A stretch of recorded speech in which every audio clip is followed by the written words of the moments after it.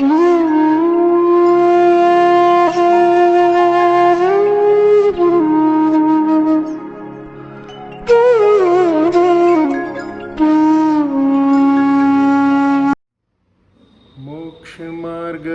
नेतारं भित्तारं कर्मभूभृतां जातारं विश्वतत्त्वानां वंदे तद्गुणलब्धये। पहले अध्याय में हमने देखा था 33 सूत्रों के माध्यम से, जहाँ पर आचार्य भगवान ने मोक्ष का मार्ग बताया, सम्यक दर्शन क्या होता है, वो कैसे उत्पन्न होता है, और उस सम्यक दर्शन को प्राप्त करने के 7 तत्वों के बारे में भी बताया। फिर रत्नत्रय और 7 तत्वों को जानने के 20 उपाय, 4 निक्षेप, प्रमाणनय, 6 निरुद्धार और 8 निरुद्धार। इसके बाद में 5 ज्ञान होते हैं। उन ज्ञान में परोक्ष भी होते हैं, प्रत्यक्ष भी होते हैं। परोक्ष ज्ञान जो इंद्रियों मन के द्वारा होता है, लेकिन लोग कहते हैं कि मैंने प्रत्यक्ष देखा, तो उसको आचार्य अकलंक देव ने साम व्यवहारिक प्रत्यक्ष के रूप में कहा है। इसके बाद मति ज्ञान के बारे में वर्णन आता है। मति ज्ञान कैसे उत्पन्न होता है, क्या केवल मन से होता है या इंद्रियों के द्वारा भी होता है, और उसमें बहुत समय तक याद भी कैसे रख सकते हैं।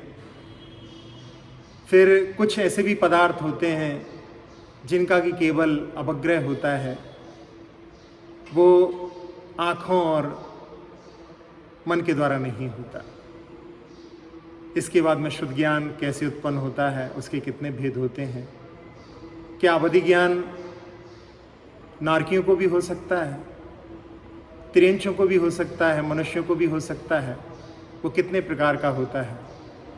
फिर मनःपर्य ज्ञान क्या होता है, क्या सभी मुनिराजों को मनःपर्य ज्ञान होता है, उसमें क्या ऐसा भी ज्ञान होता है जो कभी छूटता नहीं या जो छूट भी जाता है।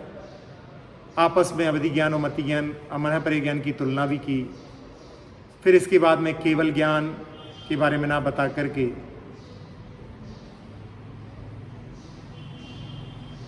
ज्ञानों के क्या क्या विषय हैं, मति ज्ञान और शुद्ध ज्ञान किसको जानता है, अवधि ज्ञान मनःपर्य ज्ञान क्या आत्मा को जानते हैं, और सभी द्रव्य और सभी पर्यायों को जानने वाला कौन सा ज्ञान है। एक आत्मा में एक साथ कितने ज्ञान हो सकते हैं। फिर ज्ञान विपरीत भी होते हैं, और विपरीतता का कारण क्या, और आखिरी में नयों के बारे में वर्णन आया। इस प्रकार से 33 सूत्रों में पहला अध्याय पूर्ण हुआ।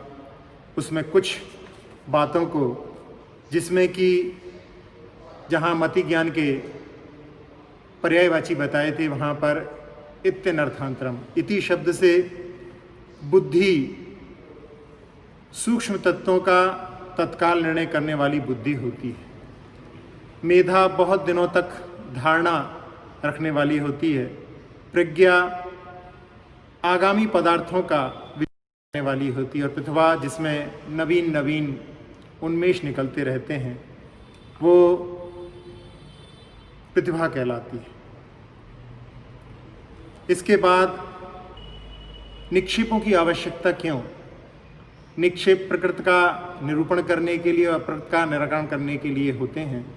जैसे किसी ने शेर को बुलाया तो वहाँ पर किसी का नाम निक्षेप से है। बच्चा यदि रो रहा है तो वहाँ पर स्थापना निक्षेप वाला शेर उसको चाहिए। और इतना ही इस पहले अध्याय में वर्णन आया। आज दूसरा अध्याय प्रारंभ करते हैं। दूसरे अध्याय में 53 सूत्र हैं। 53 सूत्रों में सबसे पहले वो ऐसे कौन से परिणाम है जिसके कारण में मोक्ष निश्चित हो जाता है। 4 भवों में मोक्ष निश्चित करने वाला क्षायिक भाव, फिर क्षयोपशमिक भाव, औदैहिक भाव और पारिणामिक भाव, जिनमें कोई भी कर्म की अपेक्षा नहीं रहती। फिर जीव का लक्षण क्या है, जीव की पहचान किससे होती है।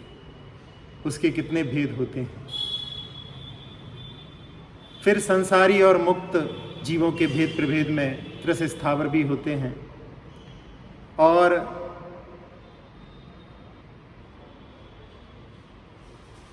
मन वाले और बिना मन वाले भी होते हैं। स्थावर कौन होते हैं, त्रस कौन होते हैं, इंद्रियां कितनी होती हैं, किसके पास में कितनी इंद्रियां होती हैं, इन इंद्रियों के विषय क्या हैं, मन का क्या विषय है, एक इंद्री के स्वामी कौन, दो इंद्री, तीन इंद्री, चार इंद्री, पांच इंद्री के स्वामी कौन। फिर जब जीव मरण को प्राप्त होता है तो उसकी आत्मा कैसे जाती है। लोग तो कहते हैं कि आत्मा भटकती है, लेकिन यहाँ पर कहा गया है मात्र 4 समय में ज़्यादा से ज़्यादा वो आत्मा नई जगह पर पहुँच जाती है। कितने समय तक जीव अनाहरक रहता है, कितने प्रकार के जन्म होते हैं, कितने प्रकार की योनियां होती हैं। जो जीव हमें बरसात आदि होने पर लगते हैं वो किस योनि वाले होते हैं, उनका जन्म कैसा होता है, कितने प्रकार के शरीर होते हैं, उन शरीरों में क्या विशेषताएं हैं। क्या जब जीव मरण को प्राप्त होता है तो उसकी आत्मा निकल करके जाती है तो पहाड़ों से, मकानों से, दीवारों से रुकती है कि नहीं रुकती है। एक साथ में कितने शरीर हो सकते हैं, कौन कौन से जीव का कौन कौन सा शरीर हो सकता है। एक ऐसा भी शरीर होता है जिसमें मन में मुनिराजों को शंका होती है प्रश्न आदि की या संयम के पालन की, और कितने प्रकार के वेद होते हैं, और अकाल मरण होता है कि नहीं होता। इन सभी का वर्णन करने वाला ये दूसरा अध्याय है। दूसरा अध्याय को अपन जीव विज्ञान कह सकते हैं। इस दूसरे अध्याय को प्रारंभ करते हुए यहाँ पर प्रथम सूत्र अवतार लेता है। सम्यक दर्शन के विषय रूप जीवादि पदार्थों का कथन किया था। उसमें आदि में जो जीव पदार्थ आया है उसका स्वतत्व क्या है, उसको बतलाने के लिए सूत्र अवतार लेता है।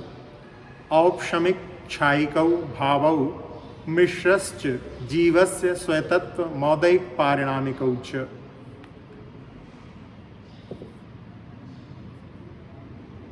औपशमिक, छायक, मिश्र यानी क्षयोपशमिक और पारिणामिक, ये जीव के अपने भाव हैं या स्वरूप हैं, धर्म है। शरीर हमारा स्वरूप नहीं, लेकिन जो भाव हमारे हैं वो हमारे स्वरूप, तत्व या धर्म है। इसमें से 4 नैमित्तिक हैं और 5वां स्वाभाविक है। औपशमिक भाव किसे कहते हैं? कर्मों के उपशम से, उदयाभाव से जो भाव होता है वह औपशमिक कहलाता है। कर्मों के क्षय हो जाने पर जो भाव होता है वो क्षयिक भाव होता है। कर्मों के क्षयोपशम से जो भाव होता है वह मिश्र कहलाता है। जैसे सीता के 2 पुत्र थे, अनंग, लवण और लवणांकुश। इन इतने बड़े नाम ना लेकर के अनंग लवण का लव और लवणांकुश का कुश लेकर के लवकुश प्रचलित हो गया। उसी प्रकार से उदयाभावी क्षय का क्षय और सत्ता में उपशम का उपशम लेकर के क्षय उपशम अथवा दोनों का मिश्रण होने से इसे मिश्र भी कहते हैं। औदैक भाव द्रव्य क्षेत्र आदि के निमित्त से कर्मों के उदय में आने को औदैक भाव कहते हैं। पारिणामिक भाव जिसमें कर्मों के उपशम, क्षय, क्षयोपशम तथा उदय की अपेक्षा नहीं होती, वो पारिणामिक भाव कहलाते हैं। इस जो जीवस्य दिया गया है उसका 8 सूत्रों तक संबंध रहेगा। यहाँ पर उदाहरण के माध्यम से हम समझें कि जो पानी गंदा है उसमें फिटकरी डालने पर गंदगी नीचे बैठ जाती है, वो औपशमिक भाव को बतलाने वाली है। फिर उसके बाद में उस पानी को यदि निथार करके ऊपर ऊपर का पानी निकाल लें तो फिर उसमें वो गंदगी प्रभावित नहीं कर पाएगी, वो क्षायिक भाव है। और निथारते समय यदि थोड़ा पानी हिल जाता है तो पूरा निर्मलता ना रह करके कुछ मलिन भी हो जाता है, वो वहाँ पर क्षयोपशम भाव का प्रतीक है। और मूल में पानी निर्मल है, लेकिन किसी द्रव्य से यानी मिट्टी आदि से, क्षेत्र से, मिट्टी आदि वाले स्थान से, काल से, वर्षा ऋतु आदि के निमित्त से जो गंदा हो जाता है, तो द्रव्यादि के निमित्त से कर्मों के उदय रूपी गंदगी से उत्पन्न होने पर जीव के जो संसार में परिभ्रमण होता है वह औदैक भाव कहलाता है। और पानी में निर्मलता किसी बाह्य निमित्त से नहीं आई है, उसकी निर्मलता स्वाभाविक होती है। उसी प्रकार उपशम आदि के निमित्त के बिना जो होता है वह पारिणामिक भाव कहलाता है। इसमें क्रम के लिए देखा जाए इस सूत्र में तो सबसे पहले औपशमिक भाव इसलिए रखा है क्योंकि जो जीव सम्यक दर्शन प्राप्त करता है तो औपशमिक सम्यक तो सबसे पहले प्राप्त करता है। और औपशमिक का प्रतिपक्षी है क्षायिक भाव, लेकिन क्षायिक भाव, क्षायिक सम्यक्त जो जीव हैं उसके जीव उपशम सम्यक से असंख्यात गुणे होते हैं, इसलिए उसको इसके बाद में रखा। और इससे भी असंख्यात गुणे क्षयोपशम जो मिश्र भाव है उसके होते हैं, इसलिए उसको रखा। और औदैक और पारिणामिक ये अनंत गुणे होने से इनको सबसे आखिरी में रखा। अब यहाँ पर प्रश्न हो सकता है कि औदैक और पारिणामिक जब सबसे ज़्यादा हैं तो उनको आगे क्यों नहीं रखा। तो ये मोक्ष शास्त्र है, मोक्ष मार्ग का प्रकरण है। इसमें जिसके माध्यम से मोक्ष की शुरुआत होती है, इसलिए औपशमिक भाव को सबसे पहले रखा है। यहाँ इतना बड़ा सूत्र ना बना करके दो चाको हटा करके और छोटा सूत्र बनाने का प्रयास करते तो मिश्र के कारण लोग भ्रमित हो सकते थे, इसलिए यहाँ पर मिश्र चूंकि औपशमिक और क्षायिक दोनों को मिलकर के बनता है, इसलिए इसको रखा। इस प्रकार से ये प्रथम सूत्र पूर्ण हुआ। अब इन भावों के उत्तर भेदों के बारे में द्विनवाष्टा दशैक विंशति त्रिभेदा यथाक्रमम, औपशमिक भावों के क्रम से 2, 9, 18, 21 और 3 भेद होते हैं। अब यहाँ कहते हैं कि यदि ऐसा है तो औपशमिक के 2 भेद कौन से होते हैं, उस बात का ज्ञान कराने के लिए आगे का सूत्र आता है। सम्यक्त चारित्र्य, औपशमिक भाव के औपशमिक सम्यक्त और औपशमिक चारित्र, ये 2 भेद होते हैं। उपशम सम्यक दर्शन जीव के लिए पहली बार प्राप्त होता है। उसके बारे में कहा जाता है कि जैसे कोई व्यक्ति अपने घर जा रहा था और जंगल में भूल करके वो फंस, रात का सन्नाटा है, उसको मार्ग नहीं दिख रहा है और उसी बीच में कोई बिजली चमकती है, पास का ही मार्ग उसको दिख जाता है। इसी प्रकार से ये औपशम सम्यक्त होता है। इसको दूसरे उदाहरण के माध्यम से भी समझ सकते हैं। जैसे क्लोरोफार्म सुंघाने से चोर घर में जो चोरी करने आया है बेहोश होकर के गिर जाता है, उसी प्रकार से करण लब्धि रूपी क्लोरोफार्म सूंघने से मिथ्यात रूपी चोर अंतर मुहूर्त के लिए अपनी सम्यक रूपी निधि को चुराने में सफल नहीं हो पाता। तो ये उपशम सम्यक्त कहलाता है। औपशमिक सम्यक्त भी इसको कहते हैं। औपशमिक सम्यक्त के 2 भेद होते हैं, एक प्रथमोपशम सम्यक्त और एक द्वितीयोपशम। तो जिसमें मिथ्या दृष्टि जीव को दर्शन मोहिनी की 3 प्रकृतियां अर्थात मिथ्यात, सम्यक मिथ्यात और सम्यक प्रकृति, और अनंतानुबंधी की क्रोधमान माया लोभ, ऐसी 7 प्रकृतियों के उपशम से जो होता है वह प्रथमोपशम सम्यक्त कहलाता है। अनादि मिथ्या दृष्टि तो वैसे 5 प्रकृतियों का उपशम करता है और सादि मिथ्या होता है तो वह 5, 6 अथवा 7 प्रकृतियों का भी उपशम करता है। द्वितीयोपशम सम्यक्त, क्षयोपशम सम्यक्त के अनंतर जो उपशम सम्यक्त होता है वह द्वितीयोपशम कहलाता है। यह भी 7 प्रकृतियों के उपशम से होता है और सप्तम गुणस्थानवर्ती मुनि यदि उपसम श्रेणी पर चढ़े तो उस समय में छायक या उपसम सम्यक्त दो के माध्यम से ऊपर चढ़ सकते हैं। इसलिए वहाँ पर जो क्षय उपसम सम्यक्त को उपसम बनाया जाता है वो द्वितीय उपसम सम्यक्त कहलाता है। ये उपसम सम्यक्त केवल मात्र अंतर मुहूर्त के लिए होता है और एक बार प्राप्त होने के बाद में प्रथमोपसम सम्यक्त दूसरी बार प्राप्त होने में उसको पल्ले का संख्यात भाग लगता है। इसलिए जो कर्म भूमि के जीव हैं वो जीवन में एक ही बार इसको प्राप्त कर सकते हैं। भोग भूमि के नरक स्वर्ग के जीव इस प्रथम सम्यक्त को कई बार भी प्राप्त कर सकते हैं। अब इसके बाद में दूसरा है घटक औपशमिक चारित्र। औपशमिक चारित्र यहाँ सभी मोहनी कर्म के उपसम से जो होता है वो औपशमिक चारित्र कहलाता है। जो 11वें गुणस्थान में उपशांत मोह जो अवस्था है वहाँ पर औपशमिक चारित्र होता है। इसमें पहले सम्यक्त को इसलिए लिया गया है क्योंकि सम्यक पूर्वक ही चारित्र होता है, इसलिए इसमें सम्यक्त को पहले और चारित्र को बाद में रखा है। अब जो छायक भाव 9 प्रकार का कहा है उनके भेदों का स्वरूप कथन करने के लिए आगे के सूत्र का अवतार होता है। ज्ञान दर्शन दान लाभ भोगो भोग वीर्याणी च।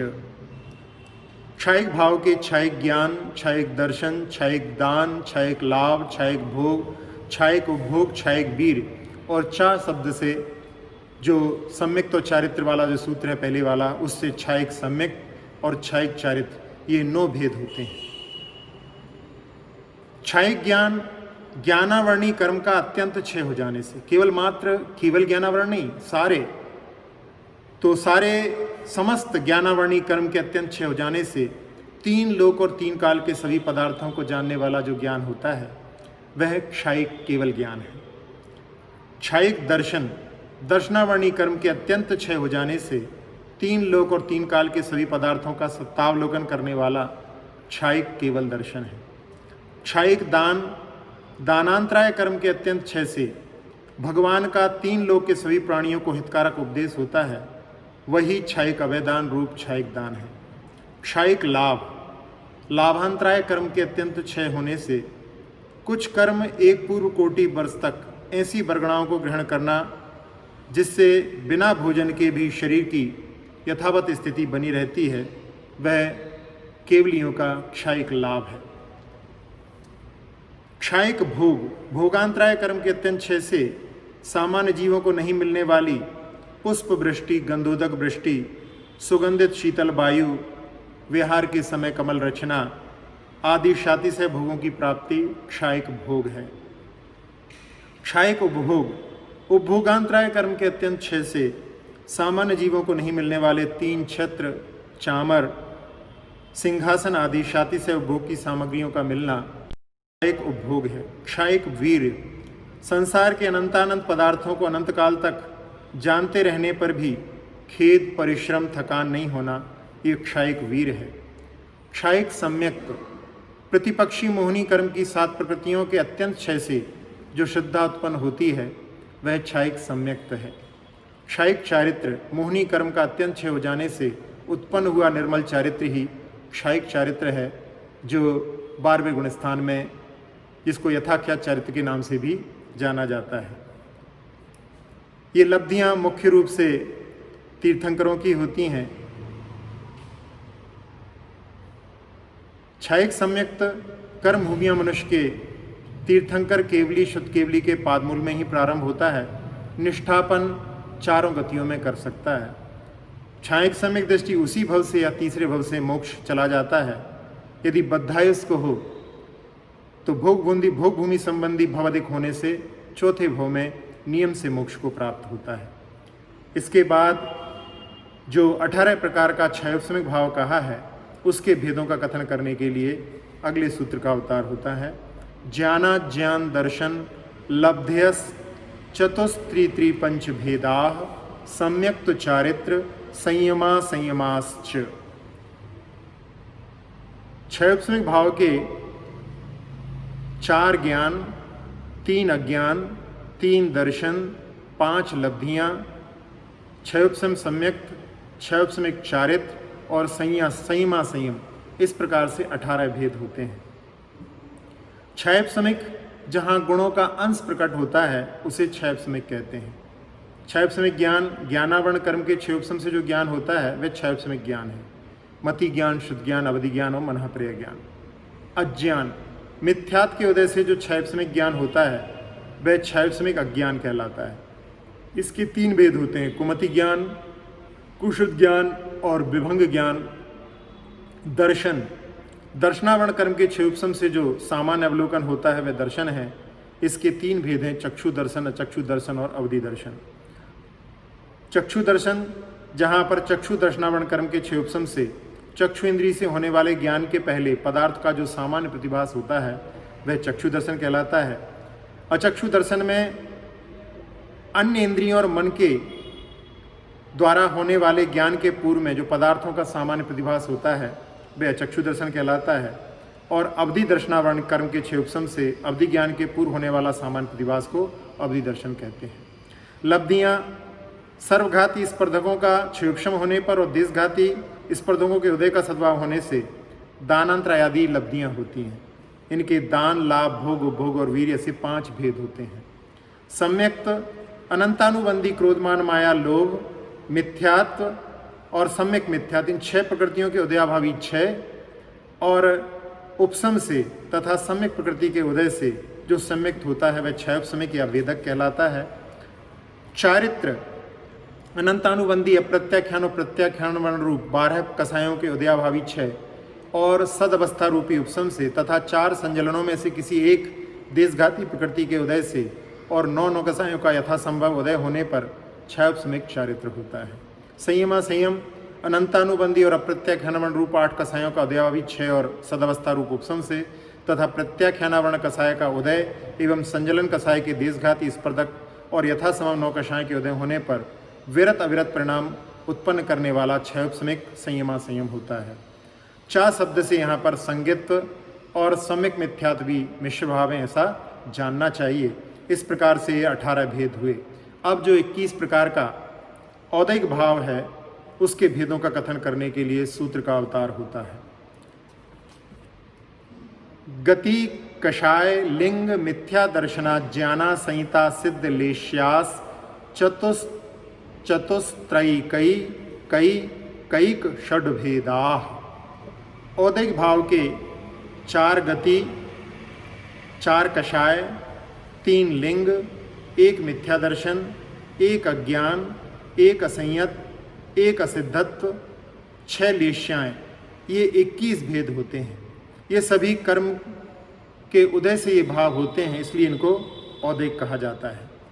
गति, जिस कर्म के उदय से आत्मा नारक आदि भावों को प्राप्त होता है वह गति है। नरक गति, तिरेंच गति, मनुष्य गति और देव गति, ऐसे 4 भेद होते हैं। जो आत्मा को कसती है वह कषाय है। इसके 4 भेद क्रोध, मान, माया और लोभ होते हैं। वेद के उदय से उत्पन्न अभिलाषा विशेष को वेद कहते हैं। इसके 3 भेद होते हैं। स्त्री वेद के उदय से होने वाली पुरुषाभिलाषा स्त्री वेद है, पुरुष वेद के उदय से होने वाली स्त्री अभिलाषा पुरुष वेद है और नपुंसक वेद के उदय से होने वाली उभयाभिलाषा नपुंसक वेद है। मिथ्या दर्शन, दर्शन मोह के उदय से तत्वार्थ में अश्रद्धान का जो परिणाम होता है वह मिथ्या दर्शन है। अज्ञान, ज्ञानावरण कर्म के उदय से जो होता है वो अज्ञान कहलाता है। चारित्र मोह के उदय से होने वाले हिंसादि और इंद्रिय विषयों में प्रवृत्ति असंयम है। असिद्धत्व, अनादि कर्मबद्ध आत्मा के सामान्यता सभी कर्मों के उदय से असिद्धत्व भाव होता है। लेश्या, ये मूल में 2 प्रकार की होती हैं, द्रव्य लेश्या और भाव लेश्या। वर्ण नाम कर्म के उदय से उत्पन्न हुआ जो शरीर का वर्ण है वह द्रव्य लेश्या है और कषाय के उदय से अनुरंजित योग की प्रवृत्ति को भाव लेश्या कहते हैं। इसके 6 भेद होते हैं, कृष्ण, कापोत, पीत, पद्म, शुक्ल।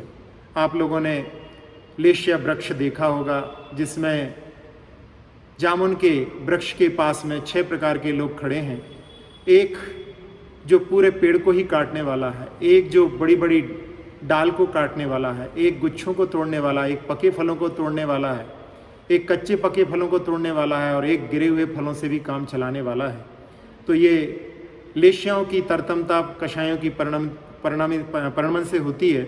ये गांधी जी के बारे में भी कहा जाता है कि जब गांधी जी से किसी ने पूछा कि व्यक्ति को आप सभ्य कब कहेंगे, तब गांधी जी ने यही कहा था कि जब व्यक्ति वृक्षों से गिरे हुए फलों से अपने जीवन का निर्वाह करने लगेगा तब वो पूर्ण सभ्यता का सरोकार रखने वाला होगा। तो गांधी जी भी जैन दर्शन का जिन्होंने रायचंद जी से सीखा था तो उनके लिए भी वो दृष्टि थी।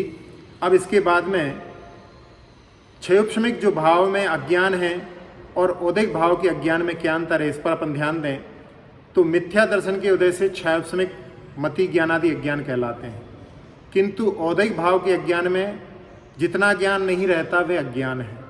जैसे एक इंद्रिय के पास में रसन, घ्राण, चक्षु और श्रोतेंद्रिया वर्ण के सर्वघाती स्पर्धकों का उदय होने से रसादि का अज्ञान रहता है। तोता, मैना आदि के अलावा पंचेंद्रीय त्रियंचों के तथा कुछ मनुष्यों में अक्षर श्रुतावर्ण के सर्वघाती स्पर्धकों का उदय होने से अक्षर शुद्ध ज्ञान नहीं हो पाता। अब इसके बाद में 3 प्रकार के पारिणामिक भाव कहे हैं, उनको बतलाने के लिए आगे के सूत्र का अवतार होता है जीव भव्या भव्यत्वानि च। जीवत्व, भव्यत्व, अभव्यत्व ये 3 पारिणामिक भाव हैं। चैतन्य को जीवत्व कहते हैं, सुख दुख का ज्ञान, हित का ये सब जीवत्व भाव है। भव्यत्व जिसमें सम्यक दर्शनादि भाव प्रकट होने की योग्यता है वह भव्यत्व भाव है। अभव्यत्व जिसमें सम्यक दर्शनादि भाव प्रकट होने की योग्यता नहीं होती वह अभव्यत्व भाव है। भव्य जीवों के 3 भेद होते हैं।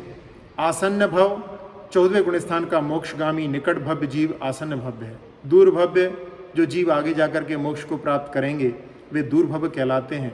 दूरान दूर भव्य जिन्हें कभी सम्यक दर्शन की प्राप्ति नहीं होती है लेकिन जिनमें मोक्ष प्राप्ति की शक्ति होती है वे दूरान दूर भव्य, इन्हें अभव्य सम भव्य भी कहा जाता है।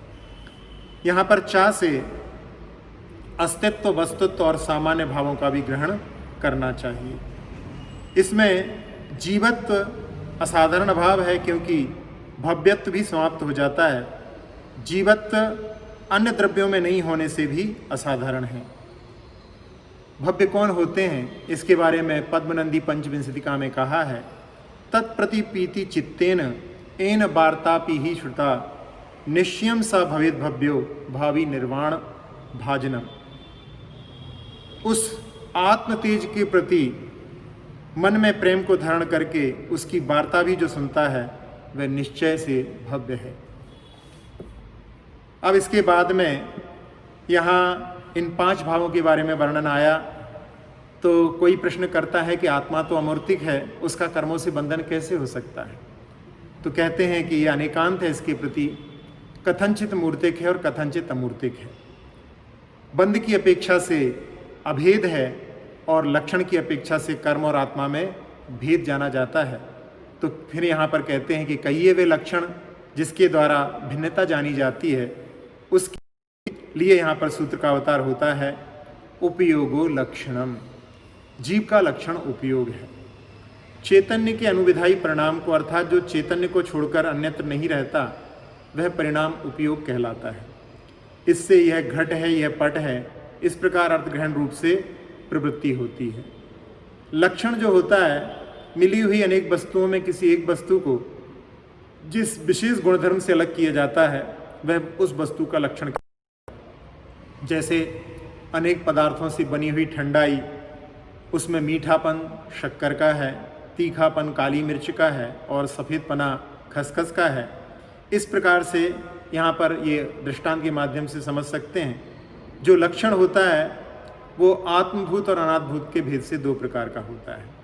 तो आत्मभूत लक्षण जैसे अग्नि की उष्णता होती है वो उससे कभी भी दूर नहीं होती, और अनात्मभूत लक्षण जैसे किसी ने टोपी लगा रखी है, छतरी पकड़ी हुई है, वो उसका अनात्मभूत लक्षण है।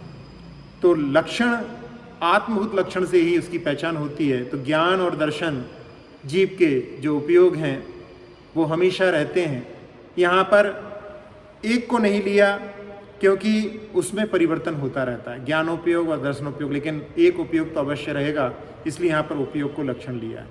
यदि अनात्मभूत लक्षण को यदि वहाँ पर पहचान का हेतु बनाएंगे तो फिर हम उसको पहचान नहीं पाएंगे। इसमें एक व्यंग है।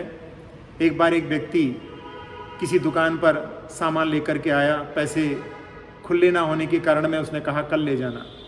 रात्रि में शयन करते समय उसने सोचा कि मैं जिससे सामान लेकर के आया हूँ उस दुकान को मैं कल पहचानूंगा कैसे। तो उसने सोचा कि हाँ, उस दुकान के सामने एक गाय बैठी हुई थी। दूसरे दिन वो जाता है और वहाँ जहाँ गाय बैठी रहती है उस दुकान में घुस जाता है। उससे कहता है, भाई कल मैं सामान लेकर के गया था, मेरे बाकी के पैसे वापस करो। तो उसने पूछा क्या सामान ले गए थे? उसने कहा, भाई कल मैं किराने का सामान ले गया था। उस व्यक्ति ने कहा, भाई देख रहे हो ये गाय की दुकान है। तो उस व्यक्ति ने कहा कि अरे तुम्हें पैसे वापस ना लौटाना पड़े इसलिए तुमने एक दिन में धंधा ही बदल दिया।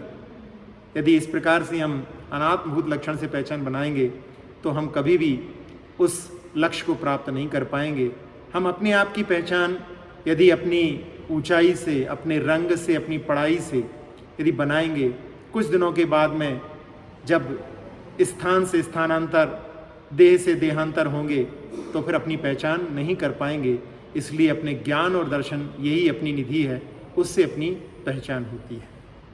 अब इसके बाद में ये उपयोग के भी भेद होते हैं, उसको बताने के लिए सद्विधोश्च चतुर्भेदः, वह उपयोग दो प्रकार का है, ज्ञानोपयोग और दर्शनोपयोग। इसमें ज्ञानोपयोग के 8 भेद हैं और दर्शनोपयोग के 4 भेद हैं। तो ज्ञानोपयोग, मति ज्ञानोपयोग, शुद्ध ज्ञानोपयोग, अवधि ज्ञानोपयोग, मनःपर्यय ज्ञानोपयोग, केवल ज्ञानोपयोग, और कुमति ज्ञानोपयोग, कुशुद्ध ज्ञानोपयोग और विभंग अवधि। इस सूत्र में जहाँ सबसे पहले ज्ञानोपयोग को रखा है, क्योंकि वह है इसलिए उसको भले ही दर्शनोपयोग पहले होता है लेकिन ज्ञानोपयोग पूज्य होने के कारण में उसको पहले रखा है। यहाँ इन 9 सूत्रों के माध्यम से पूरा जीव सिद्धांत का वर्णन इसमें आ जाता है। दर्शनोपयोग के चक्षु दर्शनोपयोग, अचक्षु दर्शनोपयोग, अवधि दर्शनोपयोग, केवल दर्शनोपयोग। ज्ञानोपयोग पदार्थ को विशेष एवं विकल्प सहित जानता है और दर्शनोपयोग सामान्य रूप से विकल्प रहित जानता है। अब इसके बाद में जीवों के भेदों के बारे में बतलाने के लिए सूत्र आता है, संसारिणो मुक्ताश्च। संसारी एवं मुक्त के भेद से जीव 2 प्रकार के होते हैं। संसारी किसको कहते हैं? जो क्षेत्र, काल, भव, भाव रूप संसार में परिभ्रमण करते हैं, एक गति से दूसरी गति में जन्म लेते हैं, जन्म मरण के दुखों को सहन करते हैं, एक शरीर को छोड़कर नए शरीर को ग्रहण करते हैं, वे संसारी जीव हैं। इसमें द्रव्य क्षेत्र को समझने के लिए, जैसे कोई पेड़ था, वो सूख गया, उसमें आग लग गई, सारे परमाणु उसके बिखर गए और हवा आदि के माध्यम से कहाँ कहाँ पहुँच गए, वो सारे परमाणु फिर मिलकर के उस वृक्ष के रूप में परिवर्तन हो। इतना लंबा काल अपन द्रव्य परिवर्तन के रूप में, उदाहरण के रूप में समझ सकते हैं। इसी प्रकार से दूसरे उदाहरण के रूप में कि एक बॉटल के ढक्कन को समुद्र के एक किनारे पर फेंक दिया जाए और दूसरे किनारे पर उस बॉटल को लहरों के माध्यम से वो आपस में मिल कर के पुनः एक साथ में मिल जाएं, इसमें जितना समय लगे, यहाँ पर केवल एक उदाहरण के लिए समझाने के लिए कि बहुत लंबा समय लगता है, वो द्रव्य परिवर्तन कहलाता है। इसके 2 भेद होते हैं, एक 9 कर्म द्रव्य परिवर्तन और एक होता है द्रव्य परिवर्तन। तो इसमें 9 कर्म द्रव्य परिवर्तन और कर्म परिवर्तन, इस प्रकार से इसके 2 भेद होते हैं। इस 9 कर्म परिवर्तन का जो आधा होता है वो अर्धपुद्गल परावर्तन कहलाता है। इसके बाद में क्षेत्र परावर्तन, प्रत्येक क्षेत्र पर जीव ने जन्म और मरण किया है। इस प्रकार से पूरे लोकाकाश के जितने भी प्रकाश क्षेत्र हैं, जितने भी प्रदेश हैं, उन सभी पर जीव ने जन्म कर ले, उसके बाद में जो है पूरा हो, तब वो जो है क्षेत्र परावर्तन कहलाता है। काल परावर्तन में अवसर्पणी उत्सर्पणी के प्रथम समय में जन्म लिया, फिर अगली उत्सर्पणी के दूसरे समय में जन्म लिया। इस प्रकार से पूरी उत्सर्पणी अवसर्पणी के समयों को जन्म के माध्यम से, इसी प्रकार से मरण के माध्यम से पूर्ण करना, वो कल परावर्तन कहलाता है।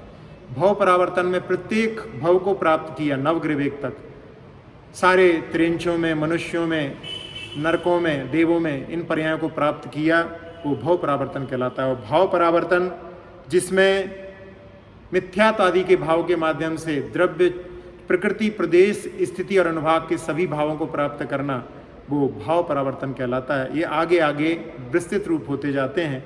ऐसे संसार को जिन्होंने तिलांजलि दे दी है वो मुक्त कहलाते हैं। जो द्रव्यबंध अर्थात ज्ञानावरणादि कर्म और भावबंध राग द्वेष मोह योग कषाय आदि से रहित हैं, सम्यक्त आदि गुणों से सहित हैं, जो पुनः कभी जन्म नहीं लेंगे, जो आँखों से दिखते नहीं हैं, जिनका पंचेंद्री से ग्रहण नहीं होता, वे मुक्त जीव कहलाते हैं। चा शब्द से यहाँ पर जो संसारी भी नहीं है और मुक्त भी नहीं है, ऐसे 12वें 13वें गुणस्थानवर्ती 9 संसारी भगवंतों का तथा 9 संसारित से भी रहित अयोग केवली का भी ग्रहण यहाँ पर करना चाहिए। भगवान संसार में जन्म मरण नहीं करेंगे इसलिए संसारी नहीं है, और 4 घातीय कर्मों का सदा से मुक्त भी नहीं है, इसलिए अरहंतों को जीवन मुक्त कह सकते हैं। सूत्र में सबसे पहले संसारी को रखा। इसके 3 कारण हैं। संसारी जीव में बहुत भेद हैं। संसार पूर्वक ही मोक्ष होता है और संसारी जीव सबके अनुभव में आते हैं। मुक्त तो परोक्ष हैं, आज तक उसका अनुभव नहीं हुआ है, इसलिए उसको बाद में रखा। यदि यहाँ पर सूत्र में मुक्त संसारिणा ऐसा छोटा सूत्र बनाते तो वहाँ पर समास में मुक्त ही मुक्त जो है जीव वो संसार से मुक्त हो गए ऐसा अर्थ निकलता। इसलिए यहाँ पर आचार्यों ने बड़ी सोच समझ करके इस सूत्र को बनाया है कि संसारिणो मुक्ताश्च। अब इसके बाद में संसारी जीवों के और भेदों को बताने के लिए कहते हैं समनस्का मनस्का। समनस के यानी मन सहित और अमनस के यानी मन रहित, ये भेद संसारी जीवों के होते हैं। यहाँ पर यदि ये आगे वाले सूत्र में संसारी शब्द नहीं होता तो ये संसारी जीव मन सहित होते हैं और मुक्त जीव बिना मन वाले होते हैं, ऐसा भी अर्थ निकल सकता था, लेकिन आगे के सूत्र में संसारी दिया है उसके माध्यम से व्याख्यान करते हुए कहते हैं कि समनस्क अमनस्क ही नहीं, कभी कभी बेमनस्क भी हो जाते हैं। मन में घृणा ईर्ष्या आदि के माध्यम से ऐसी परिणति बनती है, उससे हमें बचने का प्रयास करना चाहिए। तो केवल तिरंज गति में ही सैनी असैनी जीव होते हैं, शेष गतियों में सैनी ही होते हैं। समनस्क जीव ही गुण दोष का विचार कर सकता है, इसलिए सूत्र में सबसे पहले समनस्क को रखा है। तिरंजों में कुछ सरीसर्प, कुछ तोते आदि असंगी भी होते हैं। अब इसके बाद में अगले सूत्र में और भी भेद बताते हुए कहते हैं संसारिणस् त्रस स्थावराः। त्रस और स्थावर के भेद से संसारी जीव 2 प्रकार के होते हैं। जिनके त्रस नाम कर्म का उदय होता है वे त्रस हैं, और जिनके स्थावर नाम कर्म का उदय होता है वे स्थावर हैं। सूत्र में यहाँ पर त्रस को पहले इसलिए रखा, शब्द में अक्षर कम है और त्रस जीव पूज्य हैं क्योंकि इनमें मनुष्यों की अपेक्षा से 8 उपयोग हो सकते हैं। अब इसके बाद में अगले सूत्र का अवतार होता है। यहाँ स्थावर जीव जो एकेंद्री कहलाते हैं उनके भेदों का ज्ञान कराने के लिए अगला सूत्र आता है पृथिव्यप तेजो वायु वनस्पतियः स्थावराः। पृथ्वी कायिक, जल कायिक, अग्नि कायिक, वायु कायिक और वनस्पति कायिक, ये 5 स्थावर हैं। यहाँ कायिक शब्द का प्रयोग किया गया है। इसके लिए हम पहले 4 शब्दों को समझेंगे। एक पृथ्वी सामान्य, एक पृथ्वी काय, पृथ्वी कायिक और पृथ्वी जीव। इसी प्रकार से सभी में, जैसे जल काय को लें अपन, सामान्य जल को लें, सामान्य जल में सबसे पहले हाइड्रोजन और ऑक्सीजन के मिलाने से पानी बना, तो उस पानी में भी कोई भी जीव नहीं है तो वो सामान्य जल हो गया। और उसमें जीवों ने आकर के अपना जन्म ले लिया तो वो जल कायिक हो गया। उस जल को आपने उबाल दिया, अब उसमें कोई जीव नहीं है, वो जल काय हो गया। और जो जीव आकर के उसमें जन्म लिए हैं, जो अभी उसमें आए नहीं है लेकिन रास्ते में हैं, वो जल जीव कहलाते हैं। इसी प्रकार से सभी में लगाना चाहिए। तो पृथ्वी कायिक, पृथ्वी ही जिन जीवों का शरीर है वे पृथ्वी कायिक जीव हैं, जैसे मिट्टी, रेत, कोयला, सोना, चांदी, पत्थर, अभ्रक आदि। जल कायिक, जल ही जिन जीवों का शरीर है वे जल कायिक जीव हैं, जैसे जल, ओला, कोहरा, ओस आदि। अग्नि कायिक, अग्नि ही जिन जीवों का शरीर है वे अग्नि कायिक जीव हैं, जैसे ज्वाला, अंगार, दीपक की लौ, कंडे की आग, वज्राग्नि आदि। वायु ही जिनका शरीर है वे वायु का एक जीव हैं, जैसे सामान्य पवन, घनवात वलय, तनुवात वलय आदि। वनस्पति ही जिन जीवों का शरीर है वे वनस्पति का एक जीव है, जैसे पेड़ आदि। अब त्रस कौन होते हैं, इनका ज्ञान कराने के लिए अगले सूत्र का अवतार हो उसके पहले सबसे पहले यहाँ पर पृथ्वी को क्यों लिया? क्योंकि पृथ्वी सभी का आधार है, जल का भी आधार है। और अग्नि जो है पृथ्वी का विरोधी है, उसको जला देती है, लेकिन जल उसको बुझाता है। तो पृथ्वी का मित्र होने से जल को पहले रखा पृथ्वी के बाद में, और उसके बाद में अग्नि को, क्योंकि पृथ्वी और जल के मिलने पर ईंट आदि को बनाने के लिए उसको जलाने का काम अग्नि के माध्यम से होता है। और अग्नि का मित्र है वायु, जो वायु के माध्यम से वृद्धिंगत होती है, इसलिए अग्नि के पास में वायु को रखा। और वनस्पति को सबसे अंत में इसलिए रखा क्योंकि वनस्पति के लिए पृथ्वी, जल, अग्नि, वायु सबकी आवश्यकता होती है। इस प्रकार से ये क्रम अकलंग देव ने राजवार्तिक में बताए। अब स्थावर के बाद में त्रस कौन होते हैं इसका ज्ञान कराने के लिए द्विइंद्रियादयस्त्रशाः, द्विइंद्रियादि, दो इंद्री को आदि लेकर के 3 इंद्री, 4 इंद्री और 5 इंद्री जीव त्रस कहलाते हैं। द्विइंद्रिय जिनके स्पर्शन और रसना ये 2 इंद्रियां होती हैं उन्हें द्विइंद्रिय जीव कहते हैं, जैसे सीप, शंख आदि। त्रिइंद्रिय जिसके स्पर्शन, रसना और घ्राण ये 3 इंद्रियां होती हैं उसे 3 इंद्रिय जीव कहते हैं, जैसे खटमल, बिच्छू, घुन, गिंजाई आदि। चतुरिंद्रिय जिनके स्पर्शन, रसना, घ्राण और चक्षु ये 4 इंद्रियां होती हैं उसे चतुरिंद्रिय जीव कहते हैं, जैसे भौरा, मच्छर, टिड्डी, मधुमक्खी, मक्खी, बर्र, ततैया आदि।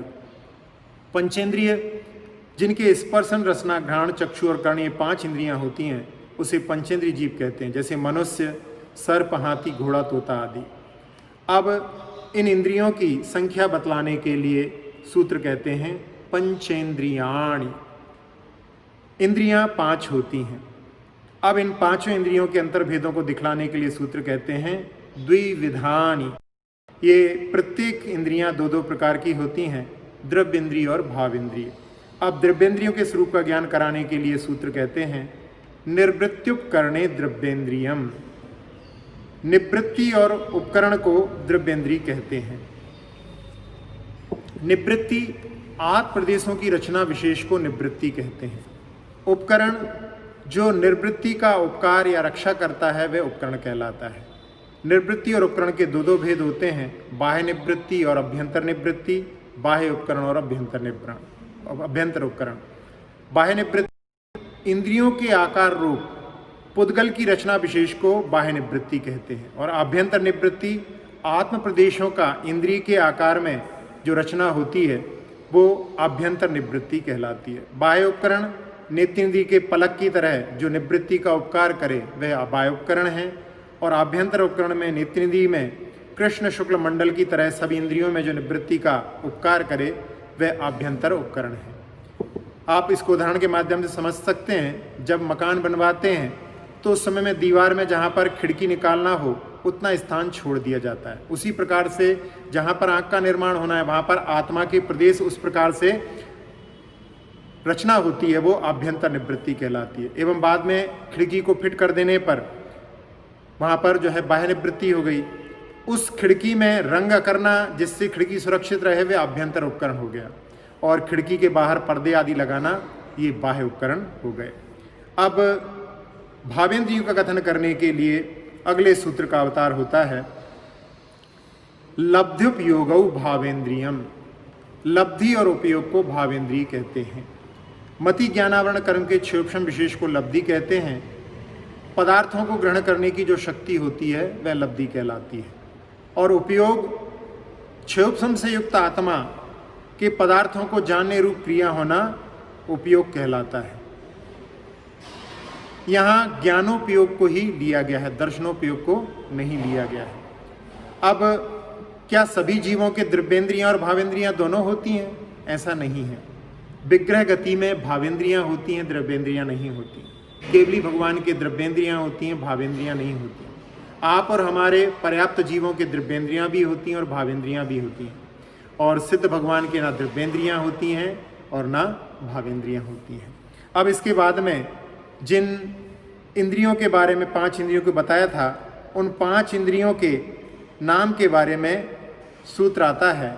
स्पर्शन रसना घ्राण चक्षु श्रोत्राणि। स्पर्शन इंद्रिय, रसना इंद्रिय, घ्राण इंद्रिय, चक्षु इंद्रिय और कर्णेंद्रिय, ये 5 इंद्रियां होती हैं। वीर्यांतराय और मति ज्ञानावरण कर्म के क्षयोपम से तथा अंगोपांग नाम कर्म के आलंबन से आत्मा जिसके द्वारा स्पर्श करके जानता है वह स्पर्शन इंद्रिय है। इसी प्रकार से चक्कर जानता है वह रसना, सूंघकर जानता है वह घ्राण, देखकर जानता है वह चक्षु तथा सुनकर जानता है वह कर्णेंद्रिय है। यहाँ 5 इंद्रियों को हम क्रम से भी यदि बच्चों को याद कराना चाहें तो स्पर्शन इंद्रिय, रसना इंद्रिय, घ्राण इंद्रिय, चक्षु इंद्रिय और कर्णेंद्रिय, इस प्रकार से उनको बता सकते हैं। यहाँ पर स्पर्शन इंद्रिय के सबसे ज़्यादा प्रदेश, पूरे शरीर में स्पर्शन इंद्रिय होती है तो स्पर्शन इंद्रिय के सबसे ज़्यादा प्रदेश, उससे ज़्यादा प्रदेश नहीं, उससे कम प्रदेश रसना इंद्रिय के होते हैं, उससे कम प्रदेश घ्राण इंद्रिय के होते हैं। यहाँ पर रसना जो इंद्रिय से घ्राण के हैं वो वहाँ पर कुछ होते हैं और घ्राण इंद्रिय से श्रोत इंद्रिय के वहाँ पर देखेंगे अपन तो कुछ अधिक होते हैं। और सबसे कम प्रदेश जो होते हैं वो चक्षु इंद्रिय के होते हैं। लेकिन इस क्रम से चक्षु को सबसे आखिरी में रखना चाहिए था, लेकिन यहाँ पर चूँकि श्रोत इंद्रिय बहुपकारी है और उसी के माध्यम से हमें मोक्ष मार्ग के बारे में जानकारी मिलती है, और साथ ही साथ में अभी आगे सूत्र आने वाला है कृमि पिपील का, एक एक इंद्रिय के वृद्धि के लिए, तो उस क्रम से यहाँ पर रखा गया है। अब इसके बाद में इन इंद्रियों के क्या क्या विषय होते हैं उसको बतलाने के लिए आगे का सूत्र आता है। स्पर्श रस गंध वर्ण शब्दास तदर्थाः। स्पर्श इंद्रिय का विषय स्पर्श, रसना इंद्रिय का रस, घ्राण इंद्रिय का गंध, चक्षु इंद्रिय का वर्ण और कर्ण इंद्रिय का विषय शब्द है। आगे मन अनवस्थित है इसलिए वह इंद्रिय नहीं कहलाती, अनिंद्रिय कहलाती है। और मन का काम क्या है तो वो इंद्रियों का साचिव्य करती, इंद्रियों को सहायता करती है। तो यहाँ पर कहते हैं कि मन का क्या प्रयोजन है, उसका भी कोई प्रयोजन होना चाहिए, उसको बतलाने के लिए आगे के सूत्र का अवतार होता है श्रुत मनेन्द्रियस्य। श्रुत अनिंद्रियस्य यानी मन का विषय। श्रुत शब्द का अर्थ यहाँ पर शुद्ध ज्ञान है। श्रुत को श्रोतेंद्रिय का विषय नहीं मानना चाहिए, क्योंकि ऐसा मानने पर श्रुत को मति ज्ञान का प्रसंग आ जाएगा। अतः मति ज्ञान के उत्तर काल में जो जीवादि पदार्थों का चिंतन होता है वह श्रुत है और श्रुत का मन का विषय है। यानी कान के माध्यम से जो हम शब्द सुन रहे हैं वो तो वहाँ पर मति ज्ञान ही है, लेकिन उसके बाद में उसमें अर्थ से अर्थांतर जो चिंतन होता है वो शुद्ध ज्ञान होता है और वो मन का विषय है। अब किस इंद्रिय का क्या विषय है ये बतलाए, अब उनके स्वामी का कथन करना चाहिए। अतः सर्वप्रथम जो स्पर्श इंद्रिय कही है उसके स्वामी का निश्चय करने के लिए आगे का सूत्र आता है वनस्पत्यंता नाम एकम। वनस्पति है जिसके अंत में, अर्थात वनस्पति पर्यंत पृथ्वी का एक, जल का एक, अग्नि का एक, वायु का एक और वनस्पति का एक, ये स्थावर जीवों के एकमात्र इंद्रिय वो स्पर्शन इंद्रिय होती है। एक इंद्रिय का अर्थ यहाँ पर कोई भी इंद्रिय नहीं ले सकते, केवल स्पर्शन इंद्रिय ही रहेगी। अब शेष इंद्रियों के स्वामित्व का ज्ञान कराने के लिए सूत्र कहते हैं कृमि पिपीलिका भ्रमर मनुष्यादीना मेकैक वृद्धानि।